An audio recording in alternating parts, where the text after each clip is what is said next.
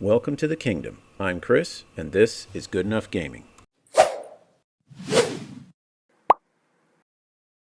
Okay, everybody, welcome back to the Line of Sight podcast, where we talk to different folks who have different perspectives on wargaming, gaming, elements of the hobby, so on and so forth.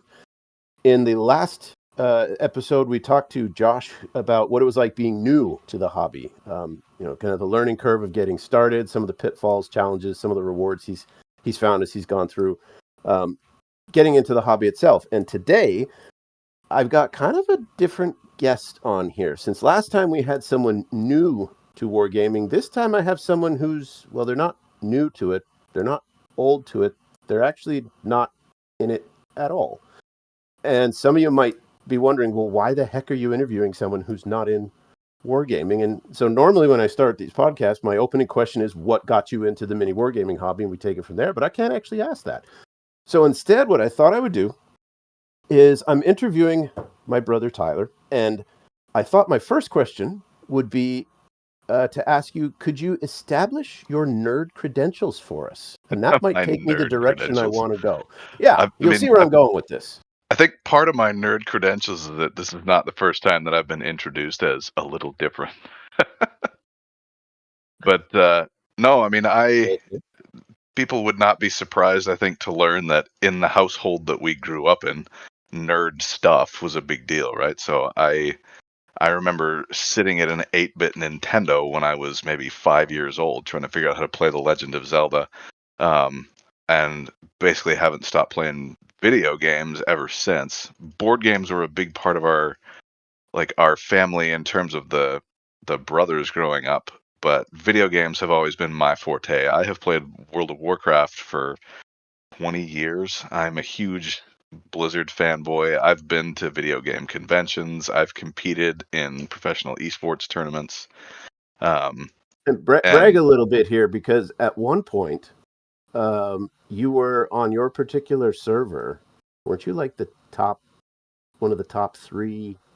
I was during during law school. I was blessed with a little. Now that you got degree in hand, you can admit this. Yeah, I was blessed with a little bit of extra time because, with COVID, school was all online. So I was the number 3 ranked tank on the Thrall server for Mythic Plus dungeon pushing on my Tauren warrior, whom I have played since a couple of months after release. I started playing one character, you switch around, but it's been my main for years. And aside from that, I mean, I still have game consoles. I play video games with my kids. When you and I hang out, we play video games on the computer. So gaming and nerddom, and not just games, but nerddom in general, has been a big part of my life forever. I read the Horus Heresy book series at your recommendation. I devour fantasy books all the time. Lord of the Rings is my... You may get in a little trouble, since a lot of the people who view and listen to my channel really dislike Games Workshop. So that admission might have lost you a few points. But if I recall, you were the first to recommend the Wheel of Time series to me. I think it was you who introduced some of the first brand. Yeah, the Stormlight Archives. Yeah. You recommended that to me. So you read lots of fantasy books and stuff. We've played tons of Dungeons and Dragons. Oh, I mean, Dungeons and Dragons was one of those things where, when we were growing up, it was the forbidden fruit in our house, which just made it all the more... Literally, our parents gathered up all of our Dungeons and Dragons stuff and threw it in the garbage because our mom saw an interview on, was it Oprah? It was Oprah. Where she said that it was satanic, and so she couldn't have her kids playing it. We just came home from school one day ready to play some D&D. All our stuff was gone. Yeah, I remember that. No, I mean, I played D&D for years. We had a good D&D game going over COVID that kind of fell apart after things went back to normal. But, I've played a little bit of Pathfinder. I'm sure many of the people who listen to this are familiar with Roll20. That was a great way to be able to play it over huge distances, without actually having to be in the same room. And to be fair, as it comes to tabletop wargaming, I'm certainly not in the hobby, but, I mean, I've played with you. I don't know, what to me is a fair amount. What to you and a lot of your listeners is probably he thinks he plays a lot. But You played one time last year. Well, actually, One Page Rules just published the results from one of their surveys, and a lot of their players, I was a bit surprised. The biggest category was 1 to 2 times a month. And then after that, the next biggest category was 3+ times a week. really, And I thought, wow, I'm jealous of whoever can play that much. But then after that, it was people who were like, yeah, once every couple, 2-3 months or something like that. And that was well, actually going to be my next question is since you swim in many of the same, oceans as a lot of people who play tabletop wargaming. As you said, you and I have I've introduced games. We played all kinds of stuff. So if you've been in all these other areas, why not that one? so that as you were talking about one-page rules, I was gonna say something that sort of dovetails into that question. Because watching your videos on one-page rules, I was not familiar with it whatsoever. To have a laugh at myself, I thought it was like a one-page rules, and then I watched the video and I was like, oh, I'm really stupid. But it's a lot simpler, so it actually is something that I would consider getting into. Because the reason I haven't got into tabletop wargaming, man, I'll never forget when we were teenagers. You had gotten, I think it was fantasy, It and was, you were yeah, like, it "We're was. gonna play this game." And I'm like, "All right." And then you dropped like a 300-page book on me, and we're like, "No, this by this evening, we're playing." I was like, See, and, okay, and that is where I made the mistake that a lot of people do when they're excited to bring a friend into the hobby, and they seem to forget the friend might not have the same kind of gusto or interest. And so it's a big difference between you learning to get into the hobby and bringing someone into it with you. So yeah, I knew all the time I put into it, and I'm like, well, I don't want to explain all that to you. Here, read a book, and we'll play tomorrow. Well, and I think you've used this meme in one of your videos, but I've run into that with WoW, right? You make new friends or you get married and you're like, honey, we have to play World of Warcraft. And then it happens, right? And your wife logs in and you're like, all right, now here's the thing. You're going to hotkey these buttons. You need to do your quick binds to this. You need to shift and blah, blah, blah. And here's the best. This is the meta build. And next thing you know, this person's like, I don't want to play this. This sounds really complicated. Like, it's not complicated. You just have to go into the 20-man raid and get all the good gear. Gosh. And They're it's curled up like, in the fetal position. They're sucking yeah, on their thumb and rocking back and forth slowly. and that was kind of what and, we were kids. Blame is the wrong word, but that's where I blame you to an extent because it Well, totally yeah, was I was 16, overwhelming. 17, Yeah, which you meant were you were 16, I 12. was 12. Yeah. And so, yeah, So okay. So then definitely one of the things then, I think we have it right there. One of the reasons you didn't get into it, it wasn't introduced to you possibly the best way. So I made so- that mistake there. some of it too, though, is um, like you're very talented, or at least I think you're very talented when it Oh, comes gee, to you're gonna make me blush. aw. But when it comes to painting, right? And that's uh, for. I should have sent you a picture or something, but like I have a bunch of statues and stuff on display in my nerd room here in my house. I have all of the Warcraft, the big hand painted statues. I have all the little tiny statues as well. I love the idea of getting an army and being able to display it. And like the cases you have up in the kingdom are so cool. I would love to have something like that. But the reality is that I just suck at it so badly. Um, so it's one of those things where looking at it and I'm like, oh, wouldn't that be cool? And you sort of mentally visualize yourself having this cool shelf of trophies. But then when you try and paint something, it looks so bad that you're like, I would be embarrassed for people to know that I had done this. That's actually interesting you mentioned that because, like, I do commission painting. I'm no Sure. by no means a professional. In fact, at some point I'll mention this in more detail in another video. But I have found out that my top tier is most professionals like bottom tier. So I'm in there somewhere. But I get a lot of people who come to me and they say, I just don't want to do this. Or they're like, I can do it, but it takes so long and I just don't have that kind of patience. And so they hand it over to me. And I'm always wondering, like, when I sit down and paint something, I I enjoy the whole time. I can spend hours painting stuff and not even realize it's passed. So I don't know if maybe that's a thing. Is that a just me thing? Because I know when I started, I sucked. I still have that first lizardman I painted, and I looked at that and I think, my goodness, that looks absolutely terrible. So then it'd be fair to say one of the things that would keep you and potentially other people out is that the learning curve of the hobby side. The learning curve of the hobby side, for sure. I think the biggest thing, and I think I'm going to say the biggest thing a couple of times, so take this for what it's worth, right? But Oh, that's what she the said. the biggest thing for me, as it relates to the hobby, is that I am totally an all-in person when it comes to having a hobby, right? When I get into something, I get into it. I'm not the kind of person that could just be like, I will buy one small box of this particular army and play it. No, I would need to have all of the armies and all of the boxes. I would go out and drop like $3,000 in a day. And, I happen to not have $3,000 to just go out and drop in a day. And then you'd look at wanting to paint them all up to look amazing. So for me, it's just this overwhelming skill sink and time sink. The barrier to entry, from my perspective at least, looks extraordinarily high. Whereas, when the next WoW expansion comes out, I will give them whatever it is, 60, probably $70 now, and then just do it because I already know how to play the game. And, my time investment in learning how to play it is extremely minimal. And I still get the enjoyment out of being able to do it and pick it up and do it quickly and not have to sit and work at it. It's a fire and forget hobby for me at this point. So the idea of getting into something new in my 40s is a little bit daunting for those reasons. No, that would make sense. I mean, it's like learning the rule set is the equivalent of learning how to play something like WoW.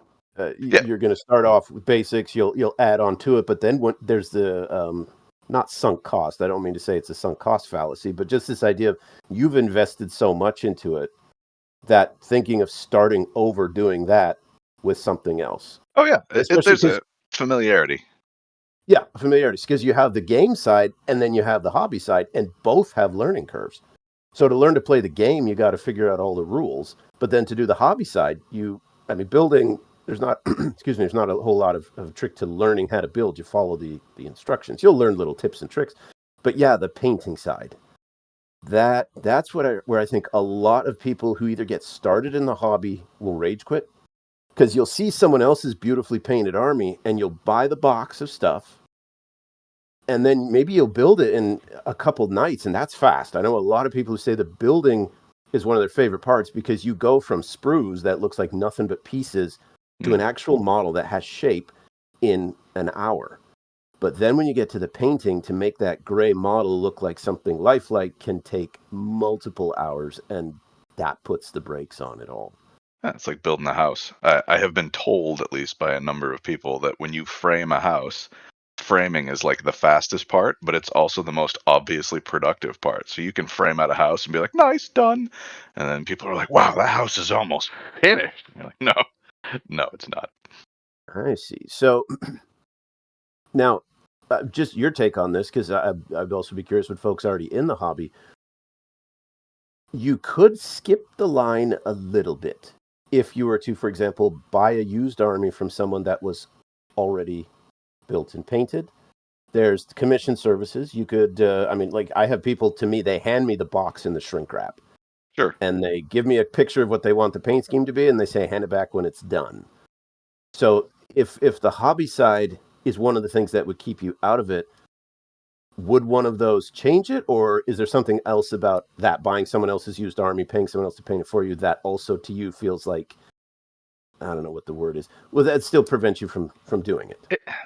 It's a good question. It wouldn't prevent me from doing it, but I think the problem with that is what you're talking about is an upfront investment in an unknown, right? Because what you've just described, even a used army or a commissioned army, like that's expensive. And now you're like, well, what if I buy this army and I don't like the game? I guess the answer there is that you could turn around and resell it, but I don't know. It just seems like this huge upfront cost for an unknown. And maybe that's shame on me, right? Because any new game, oh, I'm gonna go play Elden Ring was what, $60 when I got it, and even if it sucks, I'm out $60 and the time it took me to figure out that it sucks, but I downloaded it from the computer, right? Whereas you go out, you go online, you buy somebody's used army, you get it back, you maybe or maybe don't paint it, you go, you play it. By the time you realize that you're not interested, the amount of time that you've invested, it just seems like a lot.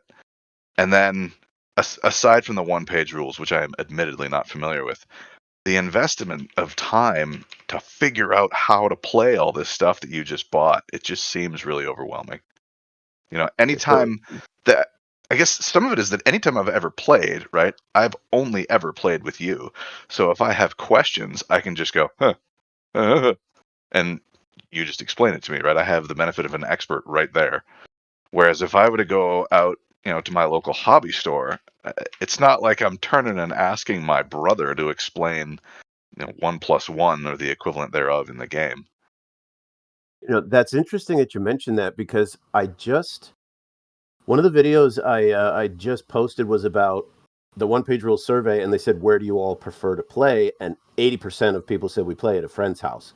And then the next highest was play at a store. And I made the comment that, I think over time, as one-page rules becomes more popular, you'll see the store go up because more people playing, and therefore, more of a demand to play in a store, and the house thing might go down. And I actually got a lot of comments from people saying that they're starting to dislike the stores, or at least maybe it was just the ones who this is happening to them, and so they wanted to say it. But they said increasingly some stores are getting hostile to games that Really? aren't the mainstream. Yeah, like this one guy, he said that every time he tried to play one-page rules, the 40K crowd would come over and just give him a hard time because, you I don't don't play understand that. 40K, you're playing a lesser game, and so we're gonna. And part of it could just be, neckbeard culture, where some people have the social skills of a boiled potato. He said one guy picked up one of his models. He's like, "Hey, that doesn't suck as much as most first people do," or something. Like, he was trying to offer him the compliment, like, you're doing better than average, but it came across as you still suck, just not as much.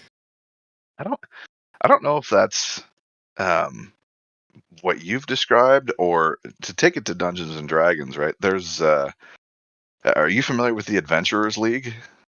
Vaguely, So I've heard of it, but I can't say that I am well versed therein.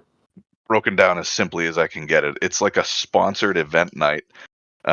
They put out a game that if you have a store that sells Wizards of the Coast materials, I believe you're required to host it on, I think it's Tuesday nights. It may not be a specific night. I'm not sure. But at the Okay. end of the day, it is go to the store and you'll have a group to play Dungeons and Dragons with, and everybody is playing more or less the same game. And, I tried to get into that for a while, but the problem is there are people who will go to stores, and I don't know if it's like this in Warhammer, but people who will go with the intention of trolling. And that's where the store play just gets to a point where you're like, this isn't fun. I didn't come here to get made fun of. I came here, like, I got to go home and deal with my kids and work. And dealing with people like that is work in and of itself. So maybe that's why. Who knows, right? I've not experienced it outside of the D&D um, Adventurers League, but that kind of stuff happens at least in pen and paper role playing games. Yeah, and I mean unfortunately, every gaming community has that. You have that online, you have Yeah, that for in sure. D&D, you have that in Magic, you have that in 40K. But it's just surprising and kind of sad to hear that entire stores could potentially be taken over by that particular crowd, because it only takes a couple to Yeah, make it just irritating for everybody else to be there, and then you drive away the customers. Now, I would hope that the store owner or manager would notice you're driving away potential business, and so yeah. hopefully do something about it. But if the store manager is one of them, then there's Well, not much you or can do. there's something to be said about, to an extent, no bad publicity, right? People are in the store, then they're in the store. Yeah, you might be pushing away one or two people, but if it's your regular customers that are giving people crap, how much do you want to walk up to some guy who's giving you hundreds of dollars a month and be like, hey man, this dude who's never spent a penny in my store has every right to be here and enjoy himself as well? I don't have a good answer to that, right? Because my personal opinion is that anytime anyone joins any hobby, it's good for that hobby, right? More people Yeah, can never be bad. But there's probably situations where the wrong person is bad, and I'm just, living in a world of rainbows and unicorn turds. maybe. I mean, it's entirely possible. I'm not saying no. I wonder also how much that particular element gets in the way of people joining or staying in a hobby. Um, Town size. So where I live, there are three, pretty much within the greater metro area, three dedicated game stores. And what has happened almost just organically is each one has carved out a little niche. They all dabble in everything. You can buy 40K at all of them. You can buy Magic at 2 of them. But it's okay, if you're super competitive and hardcore, you go to this one. If you're a little more casual and into the historicals, you go to this one. And if you're more into beginning, and you go to this one. And it's just everyone's kind of gone to their own place. When I went back and visited you, and we spent that day trying to chase down those Necron cards, we went to like a half a dozen stores, and that was only half the number in the city. Well, yeah, I remember you were sitting on my couch looking at your phone, laughing, and I'm like, "What?" You go, "I Google Maps to Warhammer stores. You guys have like 18." Oh, my phone just heard me talking. Hang on, my phone is trying. It heard me say Google. Now it's there. We go. Sorry about that. So, no, you're sitting on my couch and you look and you're like, "There's like 20." I'm like, "Yeah, I mean, it's a big city." You're like, "No, you don't understand. There's so few where I come from." Like, it's just there's just a lot of hobby stores here because there's a lot of people. Well, and then I wonder, because when I was going to grad school back in College Station, there was just one, or at least one store that had more than a single table. So this one store they actually built a room specifically for gaming, and I think they had enough space for 5 tables. Whereas you could go to the hobby town and they had one table in the back, but sometimes it was reserved for people, building RC cars and stuff. So if there's only one hobby store in your town and it's terrible, you don't really have much of an alternative. And then It's true. I could see why it would be more alluring to go into a video game where you have a global community that you can join. And that Whereas was tabletop wargaming, you tend to need to be there physically. Although I don't know if you've ever heard of Tabletop Simulator that allows you to play a tabletop game online. I think you've shown me that before, so I have seen that. But I'll tell you, you touched on something really important there, and that's That's what she the said. idea. It's the idea of like this global community, right? Because um, yeah, maybe I'm overgeneralizing here, but I have found over time that generally fellow nerds, and I don't say that as a pejorative. I just like I consider myself to be a huge nerd. Um, Fellow nerds, we tend to be a little bit more introverted. So the idea that I can click a button on my computer and be like, Jeeves, find me persons to play with, and it's like, I will, sir. Like that's Yes. really appealing. Yes. Whereas the idea of walking into a store full of people you've never met who are also introverts and aren't necessarily, I'm not trying to say they're not welcoming, but once they form their clique, they form their clique. And when someone new walks in the door, their first instinct isn't to run over and give you a big hug, but that's good because you don't want that. So it's this interesting dance of introvert and introvert trying to say, hey, do you play? Yeah, I do. Without actually making eye contact. Right, That kind right. of a thing there. 100%. Been there, done that, wearing the t-shirt. So then, okay, so then it looks like there are a number of roadblocks, obstacles that would keep someone from getting into it. Not necessarily there's not interest, but you've got the time sink, you've got the concern about the talent, and that one. I mean, yeah, don't look at too many professional painters if you want to get into it, because you'll always look at your stuff and be like, wow, this stuff sucks. When there's she's the manager of the Warhammer store here in town, and she is one of the most kind people I have ever met. And she gets across to new people. She's like, the only person who your paint scheme has to appeal to is you. Like, that's true. everybody else can just shut up. And if they're going to give you comments, that's all nice and good. But if you're happy with it, then that's all that matters. And if you see someone else's who's better, then you're like, okay, well, how did they get there? What do I have to do to get there? I mean, I appreciate your comment about me painting. Like I said, I think I'm slightly above average, maybe, but I've also been painting since 1998, I think. So, I mean, it's been a while. And it's just, I notice a lot of folks, it's that, do I want to sink 20 years into something that I might not really want to? Whereas, as you mentioned with the game, within a few hours, few days, you kind of get a feel for whether you're going to enjoy it or not. Yeah, for sure. I mean, what I don't know, and this is one of those, I'm not trying to get all self-reflecting on your podcast here, but how much of that is just an excuse, right? How much of that is, new equals scary, change equals bad, therefore I'm going to keep doing what I do? Because, I mean, really and truly, when was the last time that you went and tried something new? Went to a game store, tried to meet some new friends or something, and you walked away going, "Phew, that was awful. I should have never done that." Like, Yeah. generally Oh, I mean, speaking, it's a good experience, but it's that fear of like, what if it's not this time? right. Or like you get the same thing at a restaurant, and the one time you're like, I'm going to try something different, and then it sucks. It sucks. Exactly. Or oh, what was that? I had something great, and now of course I've completely forgot. No, you're mentioned it. First time I got an airbrush. So I've Oh been yeah. painting with a hand brush for decades, and for Christmas my wife got me an airbrush because I had mentioned I was curious to try see how it worked.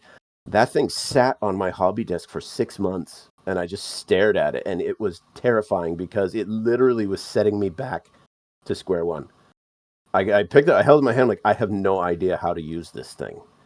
But it's a lot more work to figure it out than to just pick up a brush and start messing around with it.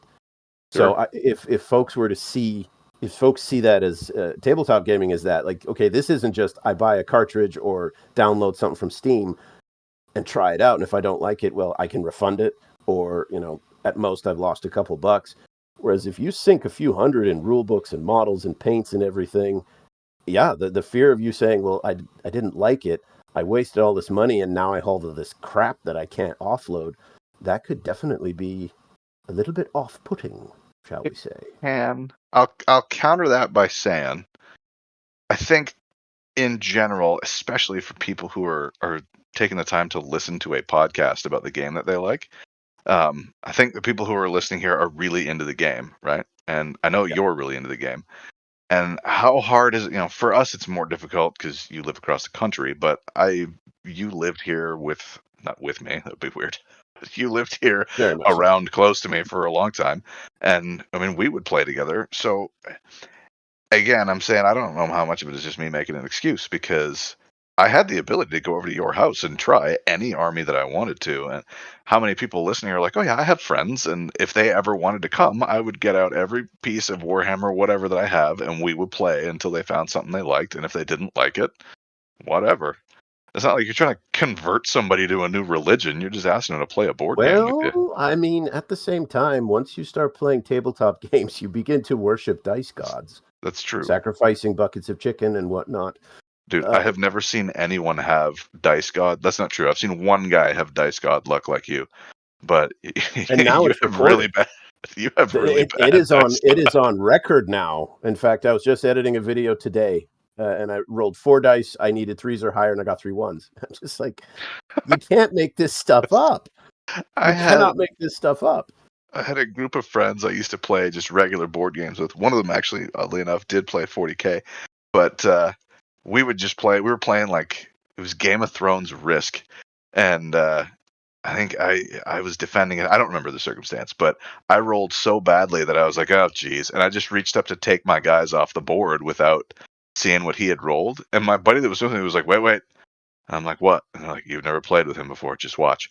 And he rolled, and it was like straight ones. Everybody dies. I was like, how did this happen? The guy's like, this is just what happens to me when I play board games, man. I've gotten used to it over the years. It was unreal. It's so sad because I mean, there should be a club of us. Because Or like a I've support seen group. on I've seen on yeah, we're a support group. I've seen on other YouTube channels that one guy who's just known for that. So it's interesting. You mentioned, just kind of going back a little bit, something that Josh did in the previous podcast was what got him into tabletop gaming was a friend. And as you mentioned, I mean, if the one person who plays is on the other side of the country, it's a little more difficult to play. But if you have someone that can kind of be your bridge into the hobby. Over I know triple every numbers. single person that I film battle reports with, I introduce the game to all of them. Most of them, I think all but one, had never even heard of one-page rules before I mentioned it. And all I had to do was play 40K with them until I started hearing them complain about certain elements of the game a lot. And then I said, I know another game that's very similar but doesn't have that. And they looked at me and they're like, I don't want to start a new game. And when I mentioned free rules, same models, very similar mechanics, it just simplified. And they're like, well, I'll give it a shot. And then most of them, after playing one game, they're like, yes, I can do this. And there was no buy-in. It was simply, now I'm going to play this game instead of that game. It'd be like if you were to play WoW and you decide I'm getting tired of this, and another company said, well, you can port your character and all your gear and all your time and levels into ours and keep playing for free. You'd be like, oh, sure. I'd at least look into it, that's for sure. I You know, can do that. someday they're going to turn off the servers for this game, and I am going to weep unmanly tears. Well, then I'll have you Thousands on of the hours of my podcast life. so I can get that on record. Dude, you won't even need a podcast. It's just your phone will ring. It happened. Oh, now he's They getting a divorce. stopped it. His kid's got hurt really bad. You're like, no, they turned off the WoW servers. Like, Yeah, well, I mean, all good things. you know, the one thing that's always kept me still playing certainly is your drive. Whenever we come out, like you and I play hours and hours of Warhammer when I come to visit. But it's funny. I guess the theme here is just how complicated the game itself is. Because I think it was the last time I was out, we were playing, and all of a sudden I was like, Chris, did you give me a vastly superior army to yours just so that I would not have to learn the rules as much and still have a fighting chance? And you looked at me and you were like, is it that obvious? And you had I given don't me some recall like, this. oh, dude, you had given me this like total baller Necron army that I was just like slapping stuff around. I would roll to damage, and you're like, oh, you know, those guys wound on like as long as the dice lands on the table, kind of thing. And I was like, well, this is weird because you're only wounding on 6s, and that's odd. And it was a very one-sided game, and then I kind of realized that that's what had happened. And you were like, oh, Okay, I so know. well, semi confession slash teaching moment for everyone who's trying to bring someone into the hobby. So when you're bringing someone into the hobby, the one thing you want to make sure above all else is they have a good time. And I remember hearing this story from that same woman who managed the Warhammer store here in town. This girl comes into the store. Now that in and of itself almost made the Terrifying. earth stop in rotation. Seriously. So this teenage girl comes into the store with a box of models. And she is so excited. She had built them all herself. They were kind of painted. And she was ready to play her first game. And so the manager, there was only one other person in the store, and he was a regular. But he was what in the terminology is called a power gamer. Oh, so he's totally min-maxed out to the max. Yes. And the thing is, there are some people who are power gamers, but they can turn it off.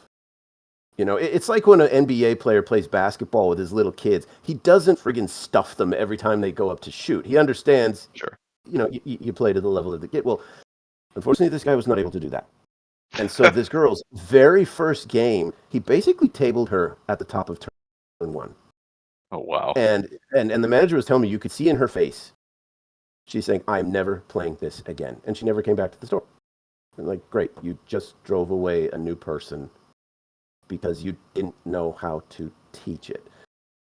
And so I asked the manager, I said, well, what do you do? Because it is a dice game. There is an entire chance that the dice rolls are just going to go against the new player. Sure. And she said, that's why, well, remember, the new player doesn't know the rules. So you can bend them, change them. The thing is to make sure they have a good time. Not lie to them.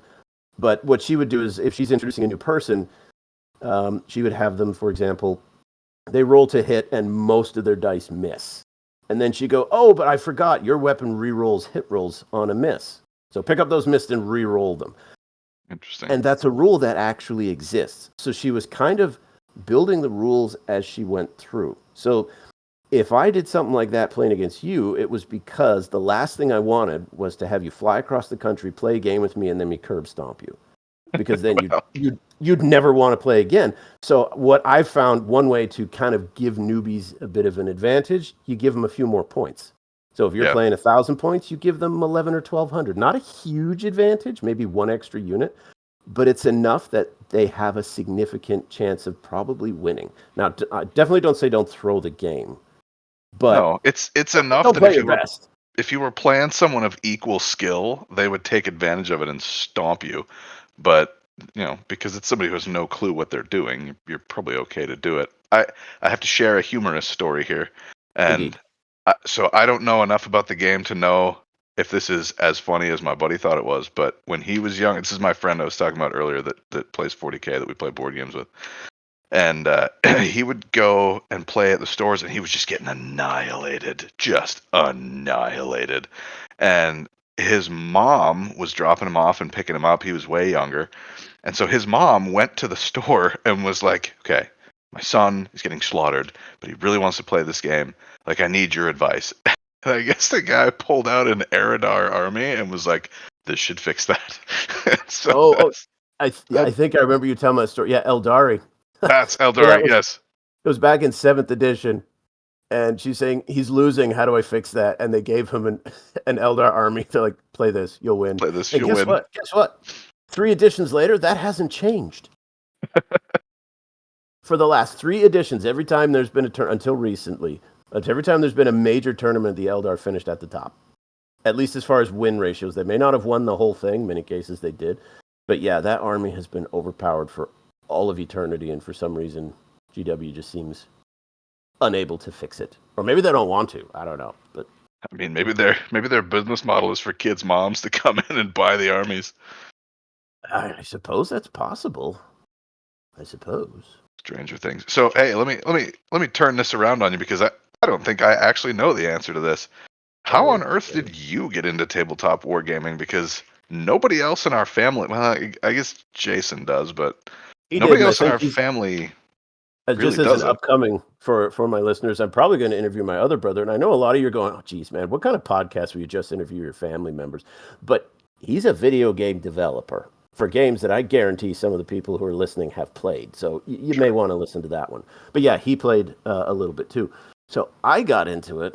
Well, he got into it because of you, to be fair. Yeah. So Oh yeah. the question stands. I'm like a tabletop wargaming missionary. I just keep going around, and well, it's because as the introvert, I don't like playing with strangers. I take a long time to warm up for strangers. So instead, look among my friends and family, and I'm like, I want you to play so that I can play with someone I know, and I I don't want you to have play to have that so that when I awkward phase. stomp you, I can look across the dinner table at you and you'll know. And you can't then rage quit and never talk to me again. No, I got into it. This is going to sound super duper cliche, but kind of like Morpheus, I've been looking for it my whole life and I didn't even know it. How So when so? I was a kid, this is even before you were born, we used to go to a family's house on summer vacation, and one of the coolest things in their entire house, they had a really nice library, comfortable chairs, tons of books, but at the side they had this beautiful chess set where Mm, the pieces were carved to look like medieval armies. So not just, the typical chess pieces, but the pawns were little foot soldiers, the knights were actually knights on horseback. Like, it was a beautiful chess set. And I would just go in there and stare at it. And I didn't even know how to play the game, but I wanted to move the pieces and watch the battle take place. And at interesting. first, the family was a little worried this little kid is touching their very, very fragile chess set, but they saw over time I never broke anything. I handled it very well. They were fine. And so throughout my entire childhood, adolescence, I was always fascinated by chess sets. Seeing them, just positioned. In the middle of the game, I thought they started to look a little bit ugly, but when the game was first set up, seeing these two opposing armies, especially if the chessboard was some kind of theme. So when I got my PhD, my wife surprised me and bought me that Lord of the Rings chess set. Remember Um, that. when we moved to Virginia, I thought it'd be fitting. I bought a Civil War chess set, one side the Union, one the Confederacy. It's just, I was fascinated by chess sets. I wasn't very good at the game, though. I totally sucked at the game. I'd play occasionally, but to me, the coolest thing was just staring at these really cool carved and painted pieces. And for a time, I Interesting. thought that would be an interesting hobby. I would collect chess sets and just have cabinets full of them where I could just look at them. And maybe occasionally get one out and play a game, but I didn't really enjoy the game that much. But I was okay with just having the pieces. And then I went into a local gaming store. It wasn't a big chain like Hobbytown, but it was a single mom and pop store. And in their display case, I see a bunch of these figures that look like they belong to some kind of army, but they didn't look like chess pieces. And when I asked about it, the guy said, "Oh, that's Warhammer." Warhammer Fantasy Sounds like Battles. sounds like the Polar Express. He's like, do you want to take a ride there, son? Hop on. Come see Santa Claus, and he'll give you the orc army. Well, it kind of was. I just stared at him like, this is a game? And he showed me, I don't know if he had a rule book or at the time, I didn't know what it was. It probably was a White Dwarf magazine or something. But he's showing me these boxes and he's like, yeah, you build this army and then you paint it and there's a game. And I'm staring at it. I'm like, this is what I've been looking for my entire life. It's chess, but I get to make my own army, paint my own pieces, and I can still, when I'm done, just stare at them. And I still suck at the game that you play them with. So nothing has changed from the chess days. But I'd realized that's what I was looking for. Something that combined that aesthetic of these really colorful, beautifully painted armies that if you wanted to, you could also play in a game. And so I found it was the end of high school, I think, when I almost graduated, that I finally discovered Warhammer. And I haven't stopped playing war games since then. I added then 40K and then added, I don't know, I play at least a dozen different ones now. But I remember playing that first one with you, but I was too young to know what the heck was going on. We were apart enough in age at that point that I just thought it was cool that my older brother wanted to play something with me. So I did otherwise, at that point, you were cramping my style. Like, go away. I mean, unless we were playing GoldenEye, I didn't want you anywhere around. That was such a good game, though. But for you older folks listening, when I bought the starter box, first off, I think it was, I can't remember if it was just under $100 or just over $100. So yeah, a Warhammer starter box being just under $100. I think it was 70, 75.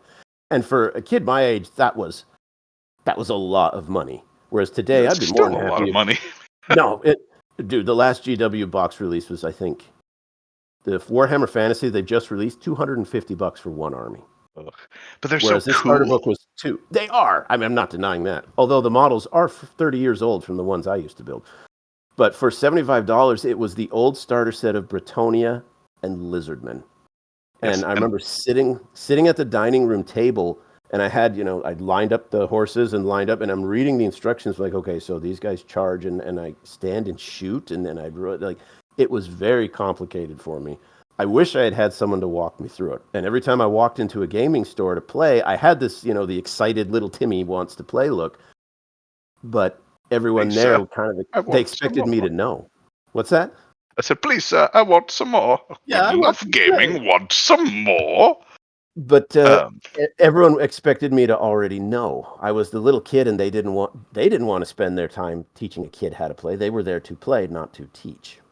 Fair. I will never forget. To be fair, I got to drop a dime on you here. So I'll never forget playing. We played that the first time. We were playing on the floor of my bedroom, and we had used our school textbooks to make terrain and stuff. And we had our armies all set up over it. And I was like, that's right. And I had my guys all set up, and you had like a big ballista. And I was all set up. I had my guys in position, and I was like, okay, we're going to take some hits here, boys. But next round, we're going to charge that ballista, and we're going to just totally wipe it out. And when my turn came, I forgot that they were there because they were on the other side of the board. I didn't see them.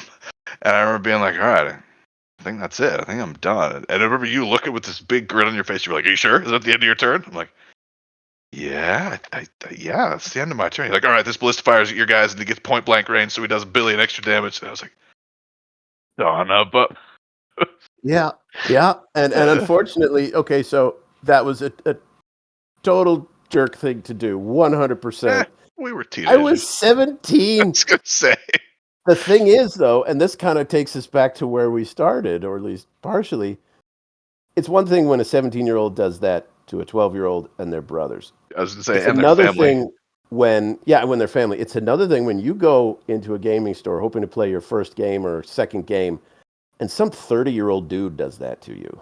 Yeah, that's messed up. And that's kind of messed up. So it sounds like the one of the best ways to get into the hobby is to have someone who can take you into it. I'll take you into it. Somebody who understands, right? Hobbies are supposed to be fun. Nobody wants to spend, life is hard enough as it is. Nobody wants to spend their spare time at another job or doing something where you're like, hey, this is dumb. So if you're trying to bring somebody into a new hobby, it's more important, like you said earlier, it's more important that they have fun than that everything go completely as planned and you get the perfect, you got to know the story about this unit hates that unit and this guy's unit stole that guy's unit's wife and the Space Marines. No, they don't care. They want to see the big dice numbers. They want to kill people. They want to walk away being like, you know what, I got stuffed, but that was a lot of fun. And then later the lore stuff comes. Like, and now I'll drop the dime on you, where you'll frequently, when we're chatting or playing games on a Friday night over Discord or whatever, and you'll start going off about the lore of World of Warcraft in the new DLC, and you can't see my face on the other end of the line, and I'm just like, yeah, okay, but you're having such a good time, I can't possibly interrupt you. Hey man, I gotta get it in where I can, because if I do that to my family, I can see their face, but they have the same look, so it hurts that much more. Oh, Well, since we've come full circle then, I suppose, and we're at the 45-ish minute mark, this would be a great place to tie everything off and put a little bow on it. So, cool. any other last words of wisdom? I don't know that I have Or any comments wisdom, or man. parting shots or No parting shots. Being nerds in the nerddom is important. So I think it's really cool that there is like a cabal of people out there that can get together around video games and tabletop games, et cetera, et cetera, et cetera. Invite one of your friends to try it out. They might like it. do a little swapsies. They'll buy into your game, you buy into theirs, or they'll try it out. You try it out. Cool. Well, thank you for taking the stroll down memory lane, talking a little bit about it. Hopefully, everyone listening, maybe you got some ideas about how to bring that person you've wanted to bring into the hobby. Maybe you're one of those people who's been wanting to get in the hobby and something's been stopping you from doing it. But maybe you're one of those people that wants to play World of Warcraft. You're getting people for me to play with now. Maybe. Dude, I've started and quit that game so many times. I feel like there should be a Warcraft Anonymous or something like that. I think there probably is. There might actually be. All right then, folks. Thanks for listening. Until next time, keep your dice on the table. And remember, it doesn't have to be perfect as long as it's good enough. We'll see you on the next one.